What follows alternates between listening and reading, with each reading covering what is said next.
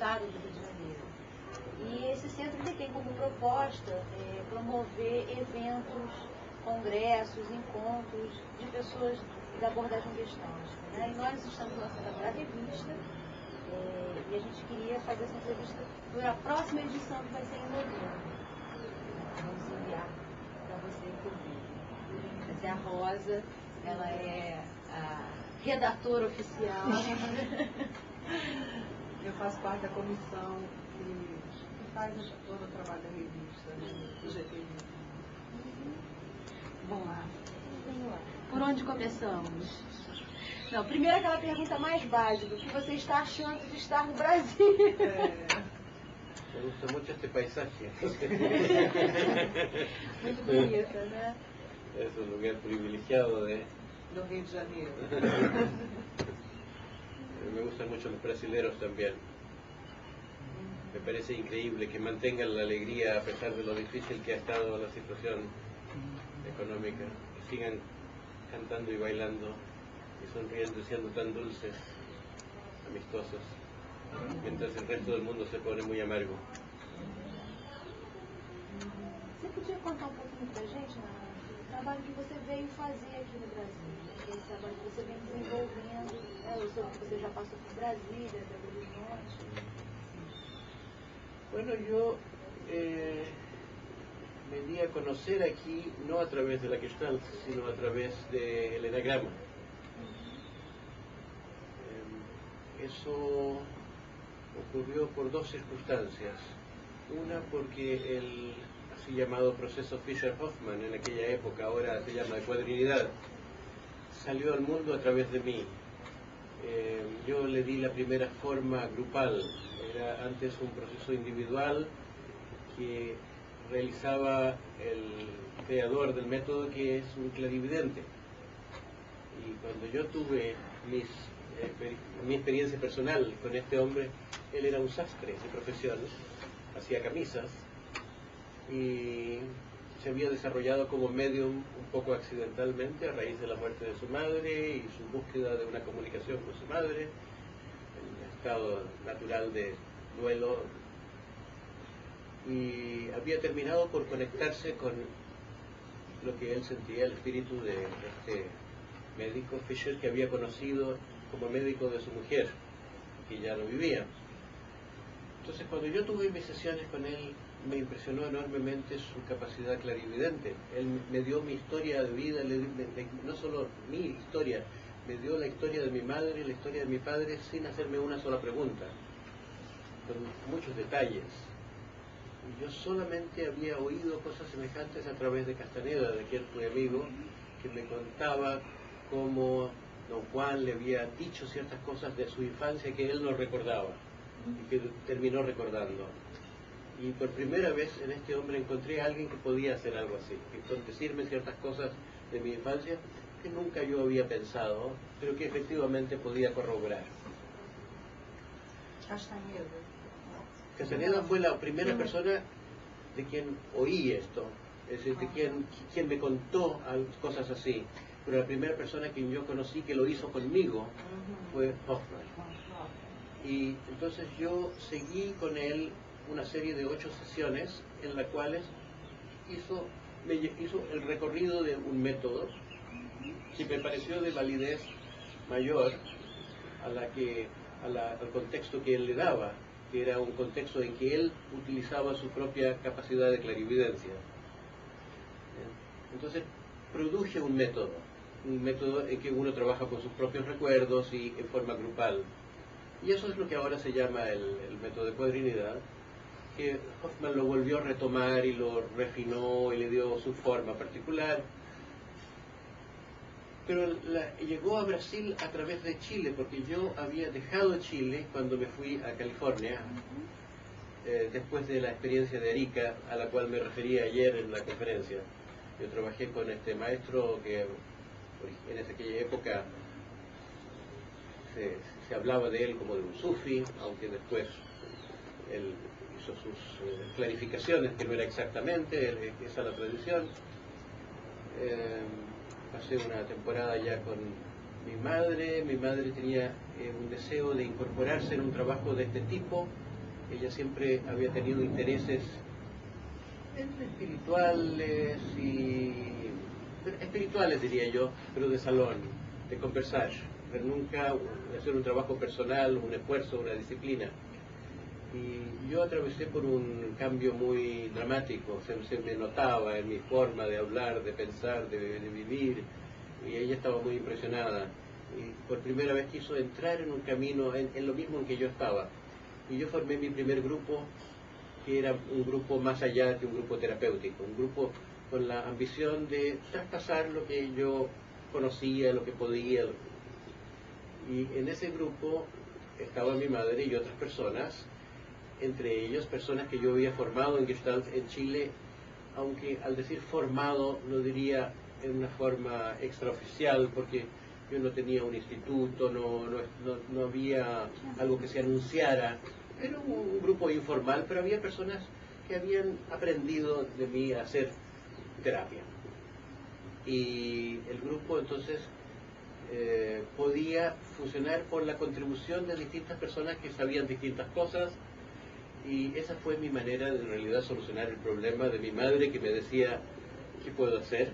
Y yo solamente tenía unos meses antes de volverme a Estados Unidos.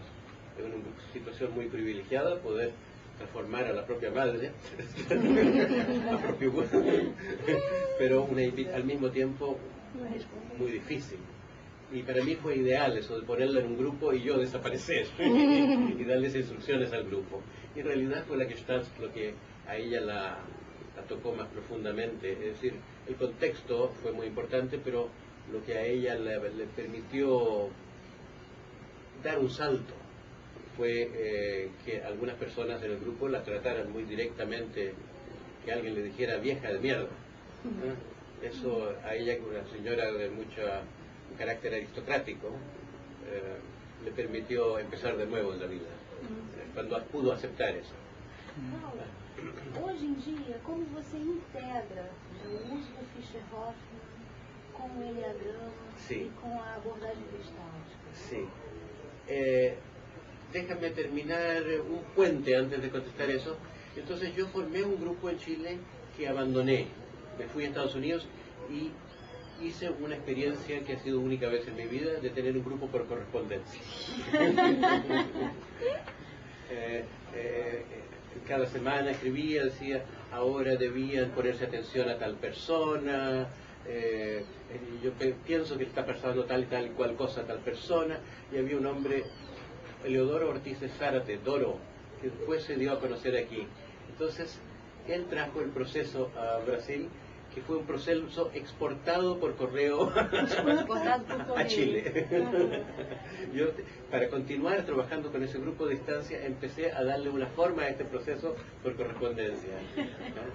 Ahora, concentrarse en las memorias de los aspectos dolorosos de la vida con la madre. Ahora el grupo va a usar toda su capacidad gestáltica de promover catarsis, pero solamente a la rabia contra la madre.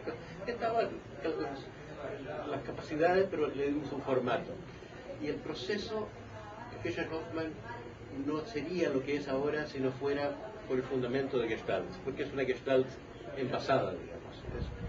Como digo en un artículo, es un can, en inglés can es un tarro de conservas. Yo digo, es un magnífico tarro de conservas, porque para hacer una cosa mecánicamente está muy bien concebido, pero no se puede comparar con el arte del terapeuta. Entonces, las primeras personas que se dedicaron a este proceso eran personas que habían trabajado conmigo, que tenían una formación gestáltica, sabían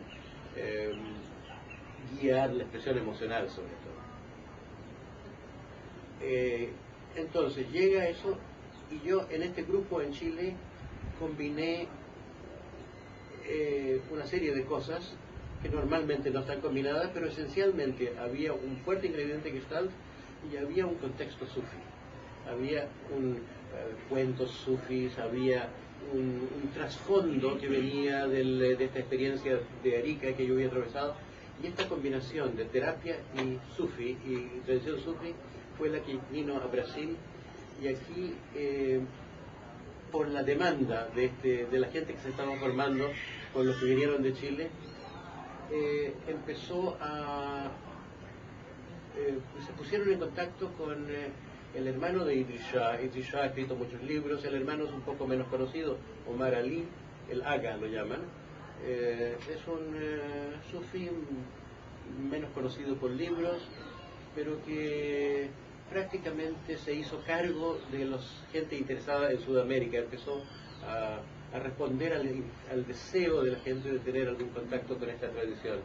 Así que creció mucho aquí el grupo sufí, pero llegaban a través de la terapia, especialmente a través del proceso Fischer-Hofmann, y aunque el Aga siempre se mostraba muy despectivo, las terapias no sirven para nada, a él le llegaba la gente a través de las terapias, gente que pasaba por terapia y sentían, bueno, me interesa algo más. Entonces, en este ambiente había un clima muy propicio para el enagrama, que resultó algo así como un desarrollo espontáneo en mi vida de algo que había aprendido de Oscar Ichazo, quien habló durante algunas horas en el curso de un año. Trazó el mapa, este es el enagrama de las pasiones, aquí está la ira, aquí está el orgullo, y a través de esa representación geométrica de la relación mutua entre ciertos estados interiores,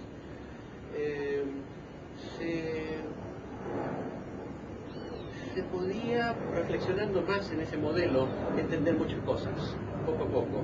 Y así me pasó espontáneamente y se transformó en una especie de hobby, en algo que no me propuse, esto lo voy a desarrollar, pero mientras más tiempo pasaba, más tenía que decir. Y yo, en el tiempo que trabajaba en Estados Unidos con algo que fue la continuación de ese grupo de Chile, nunca hice un curso de enagrama, le dije esto es voy a hacer una clase sobre enagrama, sino que tenía un grupo terapéutico espiritual, en que yo interpretaba desde este modelo, en que reflejaba a las personas lo que estaba pasando con mucha conciencia caracterológica. Y de allí fue sistematizándose una descripción de los caracteres, una caracterología que es un poco diversa a las contemporáneas, aunque no completamente, es más rica, hay más interrelación entre las distintas componentes, pero si uno busca, prácticamente todos los caracteres del enagrama están en la literatura clásica de alguna manera referidos. Entonces llegó un momento en la década del 80, no hace tanto tiempo, en que alguien me invita a Río, doy una conferencia aquí, presento un trabajo en que el enagrama es un elemento, o menciono el enagrama, y tal vez 2 años sucesivos hice trabajos en que presenté ejercicios gestálticos, un poquito de trabajo personal, de silla caliente, pero el enagrama por tener relación con los sufí, y porque es interesante en sí, llamó la atención. Así que de allí es que alguna vez hice un primer taller exclusivamente sobre ese tema, fue en Belo Horizonte, fueron 10 días me parece, y de allí en adelante cada año se ha repetido más, y es lo principal que he hecho en Brasil, estos cursos sobre enagrama, que no son cursos teóricos, sino que cursos en que hay un elemento de teoría y otro de indagación, de exploración personal, introspección guiada, se puede decir, con algún toque gestáltico también, variaciones en torno a la observación del presente, y algo así como un laboratorio psicológico en torno a esa estructura teórica. Eso era hasta hace un año, y el año pasado, un poco más, con un grupo, el grupo más antiguo, empecé a hacer algo más. Todos los años me he reunido con este grupo de unas 20 personas para hacer trabajos muy variados, y se está acercando a lo que son mis programas en España, lo que llamo programas SAT en España. Y el año pasado, por primera vez en Brasilia, hice un grupo que se llamó SAT, que es un grupo ya más intencionadamente concebido como un mosaico de varios ingredientes, El año pasado no había propiamente Gestalt, pero este año invité a Paolo Quattrini de Italia para que hiciera Gestalt específicamente, y una de las personas que trabaja en el proceso, Fischer Hoffman, en Belo Horizonte, ya ahí ni me acuerdo su apellido, que ha estado adquiriendo algo de experiencia Gestalt a través de mí y a través de Paolo Quattrini. Él también empezó a soltarse un poco, a perder la forma, aunque su experiencia terapéutica principal es a través de este trabajo que es una vuelta a la infancia, es una sistematización de eso que se hace de forma orgánica en la Gestalt cuando lo inconcluso llama a un episodio específico. Él, de tanto trabajar con los problemas con padre y con madre, ha adquirido ya un manejo mucho más amplio y entonces está saliendo un primer gestaltista formado de mis visitas acá, diría, pero todavía dando los primeros pasos. Así que yo veo que en este momento se está empezando a formar algo del tipo de lo que he llamado programa SAT, y en este momento voy a Montevideo, donde, invitado por los discípulos de Abel, el grupo Encuentro, voy a hacer algo parecido. La idea es hacer 3 años sucesivos de un programa que se podría describir como una Gestalt expandida, como una Gestalt en un contexto con algún elemento psicoanalítico de fondo, pero no de teoría psicoanalítica, sino más bien de práctica con la asociación libre de ideas y con trabajo de sueño, y con trabajo dramático y con trabajo de cuerpo. Son complementos naturales, y meditación. Y como teoría psicológica, como teoría de la neurosis y teoría del carácter, lo que comúnmente se llama eneagrama, que no es muy justo llamarlo eneagrama, pero en fin, prácticamente. Así que, ¿cómo combino? Es más difícil decir, es más fácil decir, es una superposición, una yuxtaposición de varias cosas, pero en realidad el cómo está en el detalle de los puentes, en la conversación a propósito de una cosa o de otra, en que se van mostrando las distintas conexiones. Las personas que atraviesan esto generalmente terminan un programa, sea de una semana, de 10 días, o sea, terminan muy impresionados de cómo de distintas direcciones venía llegando lo mismo, o sea, distintos aspectos se tocan en un mismo proceso. Larga respuesta a una corta pregunta. Você falou do seu contato com Castaneda. Sim. Queria que se você pudesse falar um pouquinho, né, do trabalho com as drogas, como é que você vê essa questão hoje em dia, se você participou desse movimento. Sí. Para mí fue muy importante una experiencia de ácido lisérgico que tuve con una gran persona en Berkeley cuando vine por primera vez, el año 62. Yo era patológicamente introvertido, torpe, inhibido, con un gran sentimiento de incompetencia humana, de no entender a la gente, autista. Me había refugiado en la ciencia, y después de una única experiencia me abrí enormemente y me sentí capaz de hacer psicoterapia,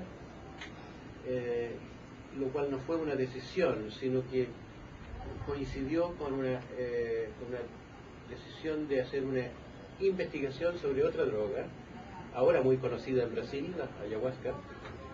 Yo me creía el descubridor de ella, y lo fui en cierto modo porque fui la primera persona que hizo experimentación psicológica con voluntarios y exploración terapéutica. Pero en aquella época no existía ni la iglesia del Santo Daime, ni el vegetal, y solamente los indios estaban usando eso. Y yo fui al Amazonas colombiano, y a la vuelta de mi primera beca en Estados Unidos, y al hacer esta investigación sobre estos alcaloides de la ayahuasca, me encontré envolviéndome más y más como terapeuta, justamente porque el rol no lo requería, porque yo no estaba oficialmente, sino que simplemente como un observador de las experiencias de voluntarios. Lo que surgía no podía dejarlo a uno frío, no podía dejar... Así que, viniendo de esta experiencia que tuve en Berkeley, que me dio tanta confianza en mí mismo, que me soltó, que fue como un progreso terapéutico instantáneo. Volviendo y pasando a esta investigación particular en que empecé a moverme, hace que mis verdaderos comienzos, aunque yo tenía un pasado psicoanalítico, había tenido varios años de análisis didáctico y trabajaba en la clínica de Ignacio Mate, que era un gran psicoanalista, era ayudante de Mate, tenía de supervisora a Otto Kernberg, que ahora probablemente lo nombren presidente de la Sociedad Internacional de Psicoanálisis, de la asociación. Tenía muy buena gente, pero yo, siguiendo la supervisión de psicoanálisis, siguiendo las instrucciones, no sentía que hacía un trabajo verdaderamente útil. Y mi verdadero comienzo de hacer algo útil fue con terapia psicodélica, o una terapia psicodélica primero que no tenía la rúbrica, la forma de terapia, era simplemente una situación experimental, pero se fue poniendo terapéutica y de ahí derivé ya a empezar a hacer terapia. Así que yo estuve muy impresionado de lo que podía hacer la ayahuasca y después lo que podía hacer la mescalina y otros fármacos que me tocó descubrir. Me fueron como 15 que me tocó en suerte lanzar al mundo, porque yo trabajaba en la asociación con un químico muy genial que ahora es muy conocido, Shulgin. Así que me tocó descubrir toda una categoría de sustancias que yo los llamaba los optimizadores de la afectividad, que ahora los llaman los empatógenos o los entactógenos, porque a la gente le gustan mucho los neologismos para mistificar y parecer más científico. Y son sustancias no alucinógenas, pero que dan mucha más conciencia emocional.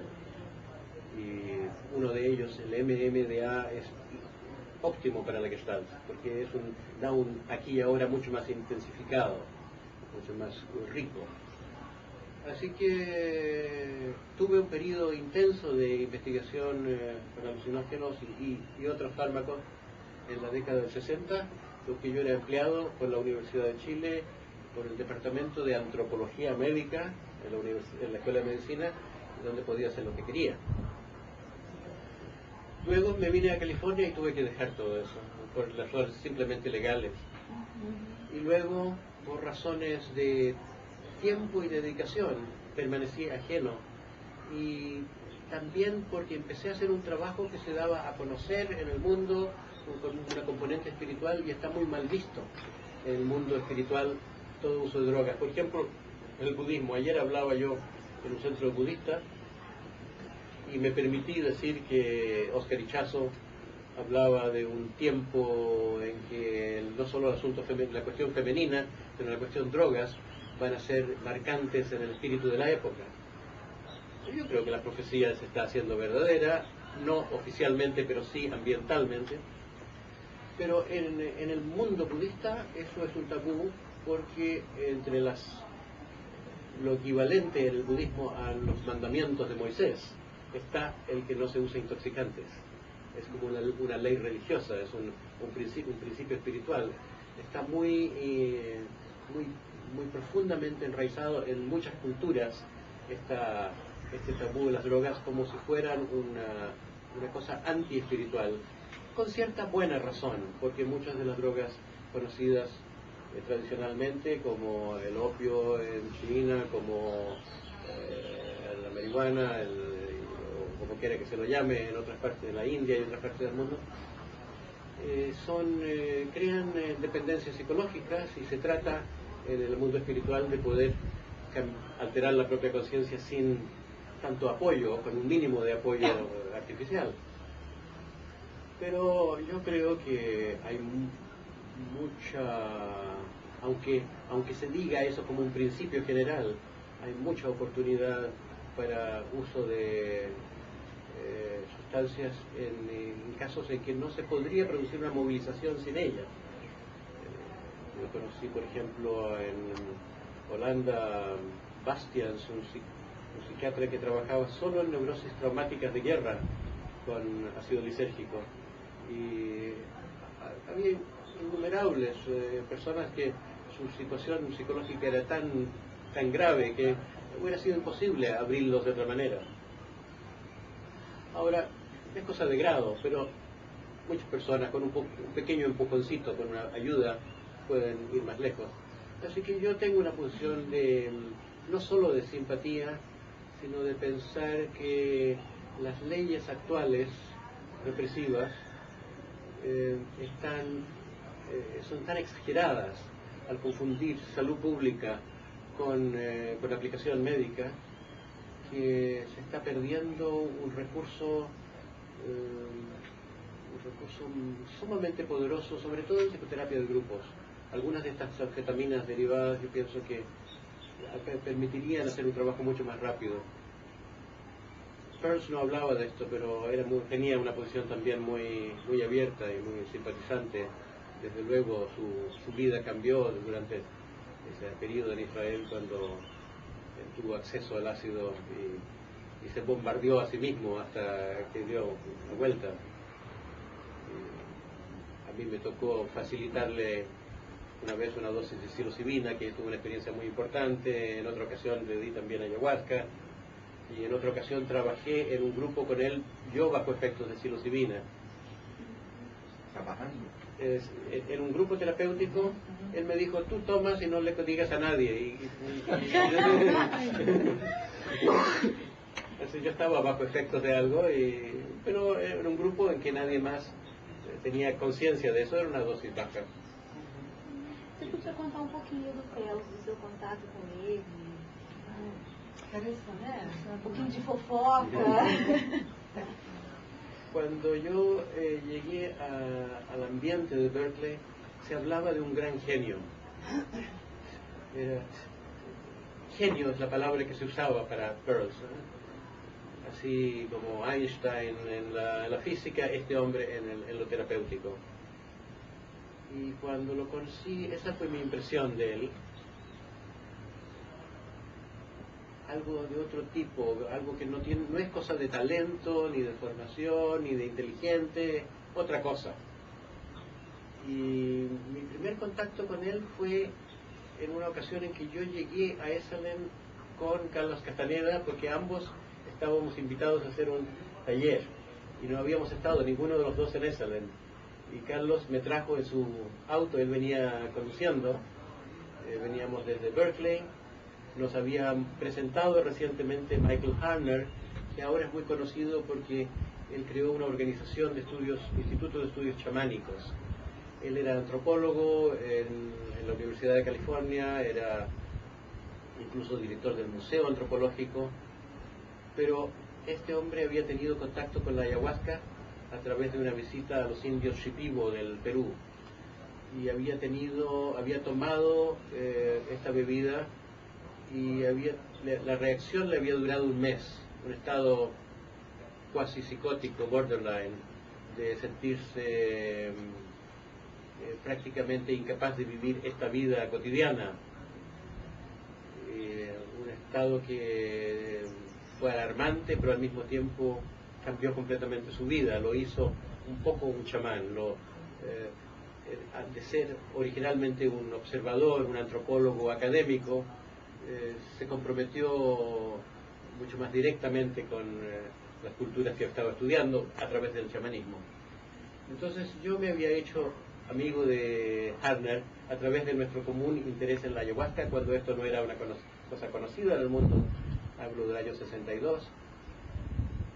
Había luego presentado conjuntamente con Harner, ambos escribimos un artículo, él como antropólogo y yo como persona que había hecho observaciones en este estudio de voluntarios sobre las visiones de hermalina, porque yo trabajaba con la alcaloide, y eran completamente paralelos, las mismas visiones del mundo de los indios y en el mundo de los chilenos que nada sabían de la cultura de donde esto venía.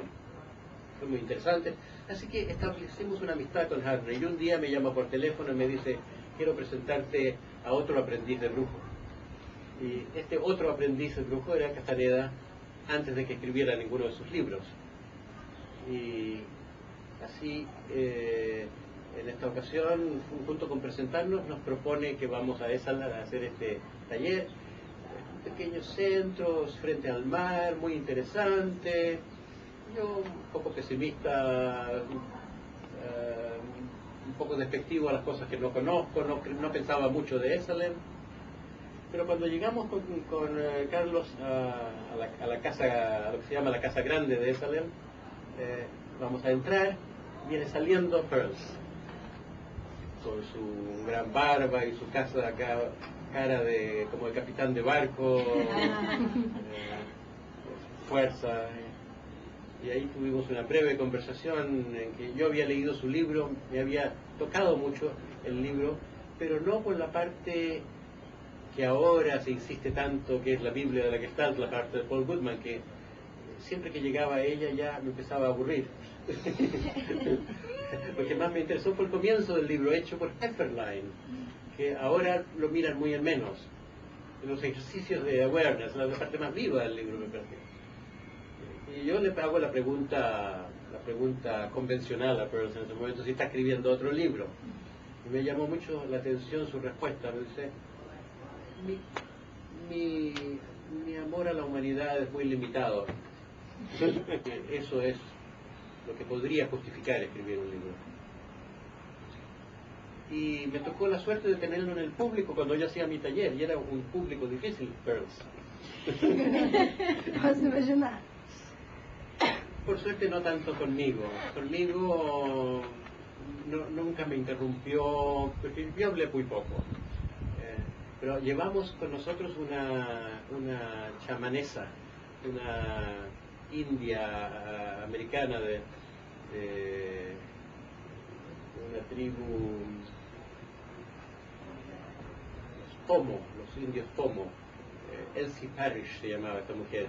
Y ella contó de su sueño iniciático, de un sueño a través del cual llegó su llamado, su vocación, se hizo presente. Y era un sueño en que había una serpiente y había dos manos, y ella tenía que tomar una de estas manos, y una era la correcta, una era el camino y la otra no, pero parecían iguales. Y era muy intensa esa situación que tenía que decidir y recuerdo que Pearls molestó mucho a esta mujer pidiéndole, pero ¿qué significa la serpiente? La cobra, ¿no? ¿Qué es? Y ella no sabía poner en palabras eso. Y Pearls, como competitivamente decía, la serpiente es un símbolo de salud, de healing, de cura. En todas las culturas, como en el símbolo de Esculapio, la serpiente va asociada a la medicina. Es como que él hacía una exhibición de conocimiento competitivamente con esta mujer, como diciendo, tú no conoces tus propios símbolos, ¿no? Y en el recreo, en la pausa después de que habló ella, yo lo he contado esto en el libro de Gestalt, pero aunque no en tantas palabras, yo me acerco donde él está hablando con otras personas tal vez conocidas de él, y me llamó mucho la atención que él estaba diciendo, pero si ella es chamana, yo también, yo no veo la diferencia. Ustedes no ven imágenes cuando trabajan con psicoterapia. Y ahí me interesó eso, y él cuenta esa anécdota que también he repetido yo en el libro, de que días atrás estaba una mujer hablando y hablando, y la terapia no estaba yendo a ninguna parte, y yo cerré los ojos, como esperando una orientación, y ahí entendí que... y vi un perro ladrando, y me di cuenta, esta mujer está... La voz de esta mujer es como un perro que ladra. Y simplemente le dije, usted me está hablando como un perro que ladra. Y se puso a llorar. Y ahí todo cambió. Y me impresionó mucho un hombre que tuviera ese contacto con sus imágenes, ese contacto consigo mismo, como para poder cerrar los ojos y atender a una imagen tan aparentemente no importante y conectarla con lo que ocurre. Ese grado de atención me llamó. Me hizo creer en él, fuera de su presencia, esa autoridad natural. De modo que sin nada formal yo empecé a venir a todos los talleres que podía, pero todavía no había talleres. Él había llegado a vivir allí como un gitano, no estaba trabajando, y la vez próxima que lo encontré fue cuando yo vine con una mujer que enseñaba conciencia corporal, sensory awareness, Charlotte Selber se llamaba, que estaba muy recomendada por Erich Fromm y por Suzuki Roshi, el maestro Zen. Grandes recomendaciones de dos personas que para mí significaban mucho, que la respetaban mucho. Y esta mujer que trabajaba solamente a través de la conciencia del cuerpo, yo había asistido a grupos de ella en Berkeley y por primera vez venía invitada a Esalen. Así que viajé con ella a Esalen y me encuentro nuevamente con Pearls, que está viviendo allí, que come allí en el comedor, y me invitó Pearls a que hiciéramos juntos un pequeño taller para mostrar cómo trabajamos con sueños. Tú muestras cómo es la práctica psicoanalítica y yo muestro otra manera. Así que tuve también el privilegio de servir como un estímulo para que él empezara a mostrar su trabajo en Esalen. Y era, en cierto modo, me usó como un trampolín, porque me dice, a ver, ¿cómo trabajas tú con sueños? Y yo explico cómo trabajo con asociación libre y pido asociación a cada una de las imágenes del sueño, y por esta superposición de todas estas asociaciones se revela intuitivamente el contenido, que yo ayudo interpretando, pero que ya basta a veces la asociación libre para que la persona misma vaya entendiendo ciertas cosas que no estaban claras. Doy una explicación teórica, entonces Peirce me dice que explique un sueño, que cuento un sueño reciente, y acto seguido empieza ya a trabajar conmigo, y fue dramático naturalmente, como todos sabemos que es un trabajo que entonces no se conocía. A mí me tocó mucho, y luego trabajó en 2 personas más del grupo, así que lo conocí curiosamente, primero teniendo el auditorio, luego teniéndolo así de colega, y luego, claro, me puso el pie encima, y yo era uno más en sus grupos, pero no uno más, porque yo era un estudiante pobre, aunque era ya médico, venía a Estados Unidos con una beca de $300, que apenas me permitía ocasionalmente ir al cine, era un lujo, y no hubiera podido permitirme esta formación que tuve con él si él no me diera una especie de beca implícita permanente. Siempre era un invitado a su grupo, me tomó así bajo su ala protectora. Y lo invité a Chile el año 65 o 6, aceptó venir, pero después por un problema del corazón no vino. Algo parecido ocurrió con Sim, quien lo tenía invitado, así que la Gestalt llegó a Chile solo por mí, estuvo muy cerca de venir directamente del puente. Durante mucho tiempo se hablaba de mí como la persona que había traído la Gestalt a Chile. El Congreso de Gestalt el año pasado en Buenos Aires abrió la sesión Adriana Schnacke, que lo que aprendió de Gestalt lo aprendió en parte de mí, en parte de personas de mi grupo. Y cuando ella me invitó a Argentina a trabajar con su grupo hace, no sé, 10, 15 años antes de la Guerra de las Malvinas, me presentó como el abuelo de la Gestalt en Argentina, porque como ella se había formado conmigo, y era una exageración, no tuvo una formación conmigo, ella psicoanalista que aprendió un poco por contagio. Por eso, y porque ella era quien había traído la Gestalt Argentina, me presentó como el abuelo de la Gestalt. Pero el Congreso de Gestalt no se refirió a mí. Y luego hubo un banquete, una comida, y nos sentaron al lado. Y yo le dije, años atrás, cuando tú decías que yo era el abuelo de la Gestalt Argentina, eso era un poco exagerado, porque no tuviste tú verdaderamente una formación conmigo. Pero en fin, podía pasar como una manera de decir, un poco simpático. Pero ahora estás exagerando en el sentido contrario, al no mencionarme, le digo. Y se enojó mucho, y en vista que hizo algunas quejas, de que yo en un libro digo que una gestaltista chilena que no conoció a Peirce me ha criticado cuando yo digo que Peirce odiaba a los neuróticos, que odiaba la neurosis, pero no a los neuróticos. ¿Ustedes conocen ese comentario que yo hice? Entonces, tú no debías haber dicho eso, yo era bien intencionado, yo quería protegerte. Pero en realidad a Peirce no le hubiera gustado ese lenguaje disociativo que odia la neurosis, pero no al neurótico. No era su manera. Además, yo creo que el misterio de Peirce es que tenía aureola y cuernos al mismo tiempo. Entonces, que podía odiar intensamente, enojarse intensamente, y había una especie de luz que era inseparable de eso. Entonces, estamos en esa discusión y ella se enoja más y yo le digo, pero no te pongas así tan acusatoria conmigo, porque si tú piensas lo que has dicho en esta entrevista reciente, es muy malintencionado. Ha aparecido en Argentina una revista que se llama Fritz, y en el primer número de esa revista, que apareció poco antes del Congreso, Adriana Schnake dice que yo hice un poco de Gestalt en Chile, pero mezclaba con drogas. Y eso no es cierto, porque la Gestalt que yo hice, cuando hice Gestalt, hacía Gestalt.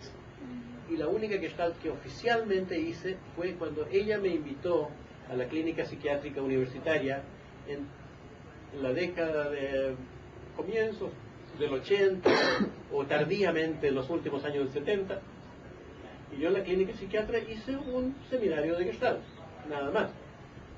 Y después, independientemente con algunas personas de este grupo de psiquiatras, se hizo una experiencia que no era la misma cosa, pero no estaban mezcladas. Entonces ella en una entrevista, en esta revista, dice, sí, Claudio hizo un poco de Gestalt, pero mezclaba con drogas. Me pareció muy malintencionado, hay el elemento político.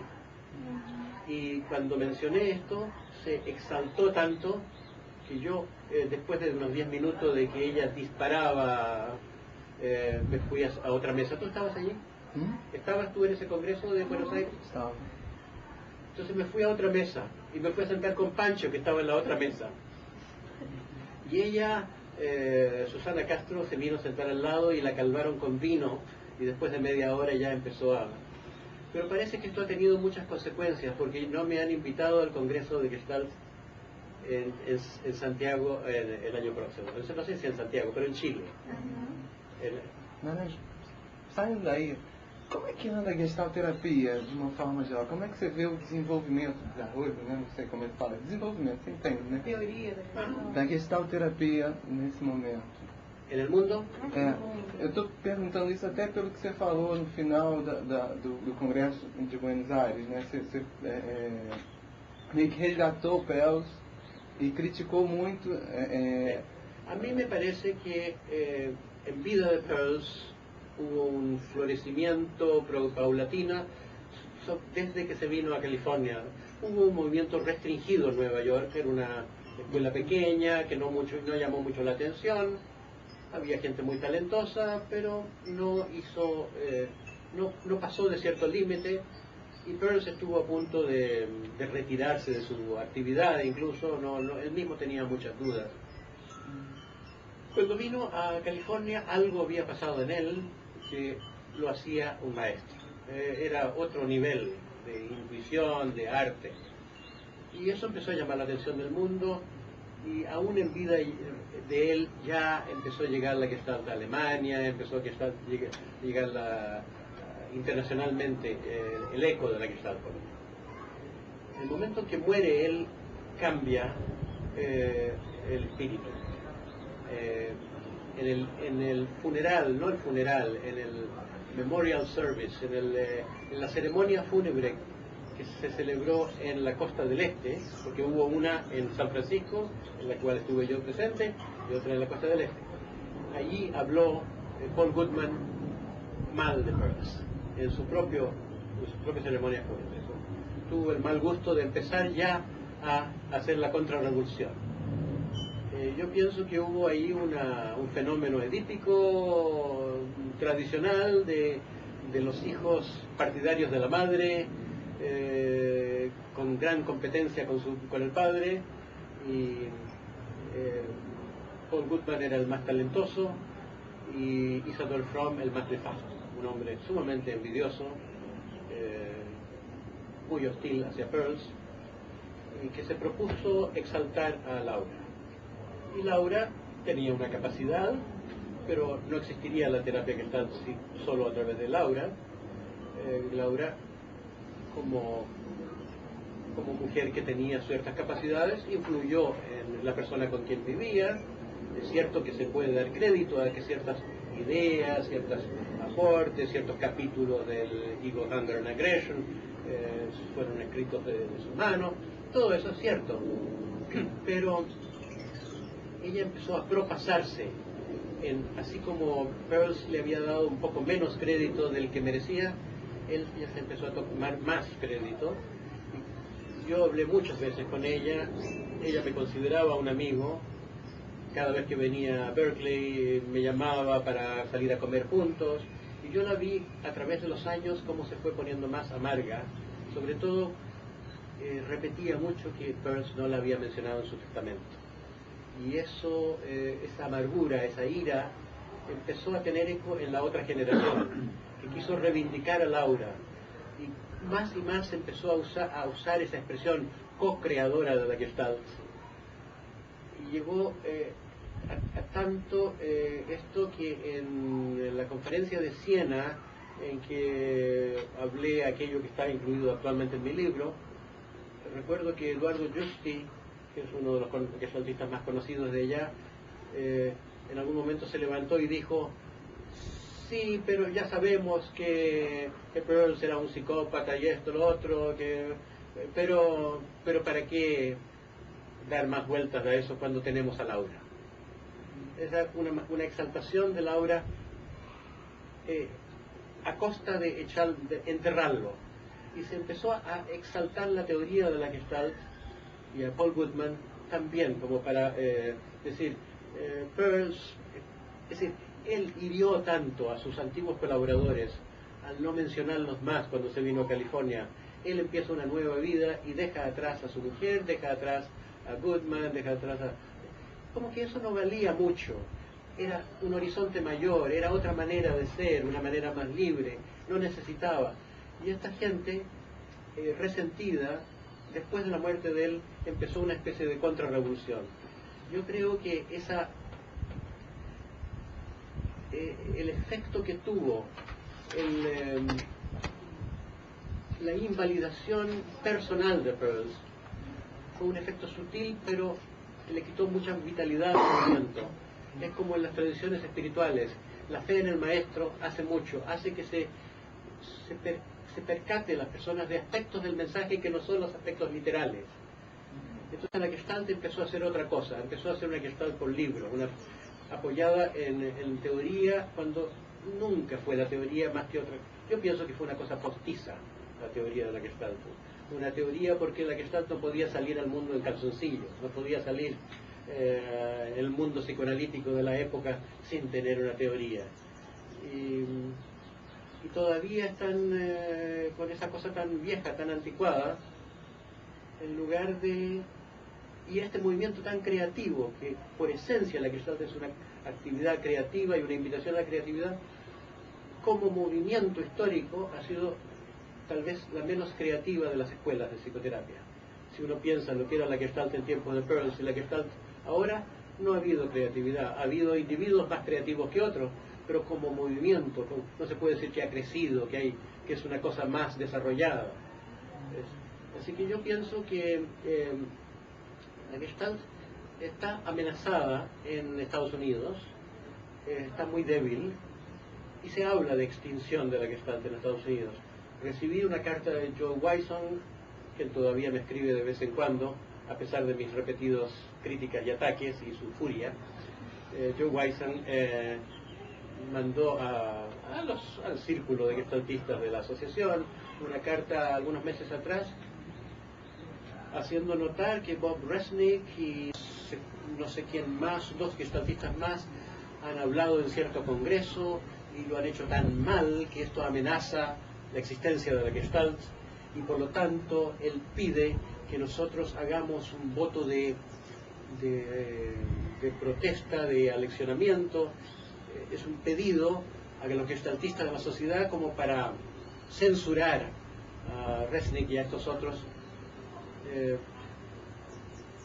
a través de lo cual, claro, Wilson expresa su enemistad a los californianos y a los pearlsianos, pero también se apoya en esto de que la Gestalt está amenazada y tenemos que salvarla. Isador Fromm igual. Isador Fromm publicó solamente una cosa en su vida y la publicó 2 veces en la misma revista. el Gestalt Journal publicó Requiem for Gestalt. Requiem con eso de que la Gestalt está muriendo y se va a morir si la dejamos en manos de los californianos, de estos irresponsables que están imitando a Pearls cuando ya no era un existencialista, cuando ya se fue a California y fue infiel a la teoría. Entonces pienso que un movimiento político que creó de la Gestalt como una iglesia que la ha empobrecido en Estados Unidos, pero no en el resto del mundo, por suerte. Aunque ahora, últimamente, yo creo que como una reacción al apoyo internacional que he tenido yo en la escuela de Gestalt de Nueva York, está queriendo también internacionalizarse. Y tiene pseudopodios, tiene en Sicilia su eco del Gestalt Journal en la revista italiana, tiene en Alemania otra prolongación, y hay todo un grupo alemán que es fiel a la central. Entonces hay una Gestalt política que mira hacia la meca de la Gestalt oficial, que me parece muy pobre, y ahora está haciéndose como más internacional para decir realmente existimos. Y es una Gestalt bastante muerta. En contraste con eso, yo pienso que la Gestalt más viva es la Gestalt latina. La Gestalt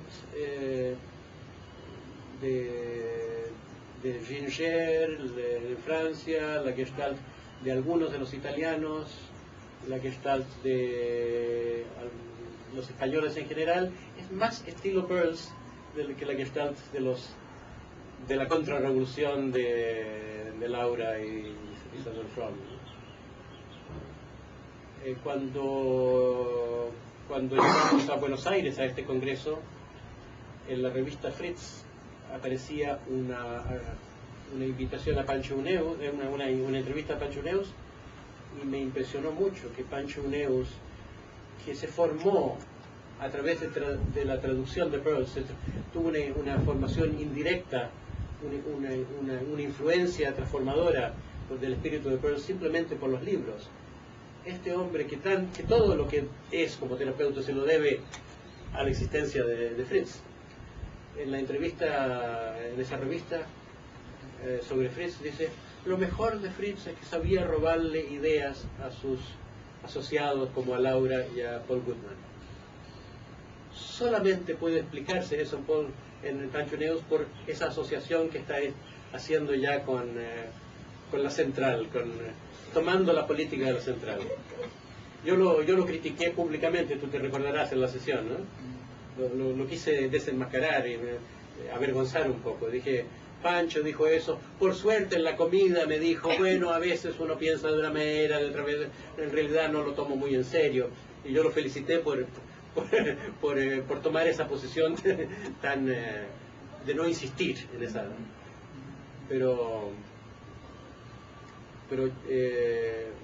me ha llegado carta de Chile hace cosa de 4 meses de una mujer que era parte de la comisión organizadora y que vino al programa de España en que estuviste tú en ese mismo grupo, y la expulsaron por simpatía hacia mí de la comisión organizadora, y nunca se ha oído.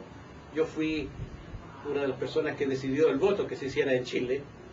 Es la 7ª conferencia internacional, y muy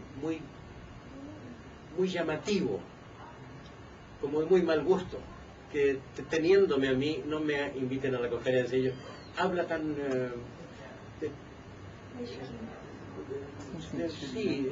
tan mal del movimiento profesional, que esté tan dé tanta prioridad a otras consideraciones.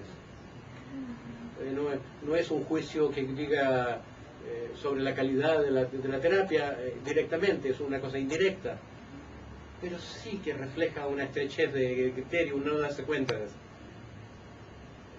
Es una Gestalt muy teórica. No creo que sea muy buena la Gestalt chilena realmente, y la Gestalt argentina es un club de señoras amigas de Nana Schnacki, muy influidas por el carisma. Es un movimiento femenino, ¿no? Muy poca. Yo creo que Brasil promete poder solucionar un poco el problema de Argentina. Necesita Argentina tener un poco una influencia de Gestalt más real.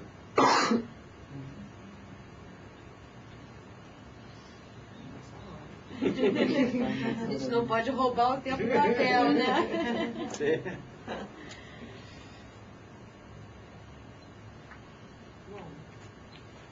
Agradecer muitíssimo, né, pela entrevista, Cláudio. 11 exacto. E a Pontual. gente, qualidade britânica. Sí.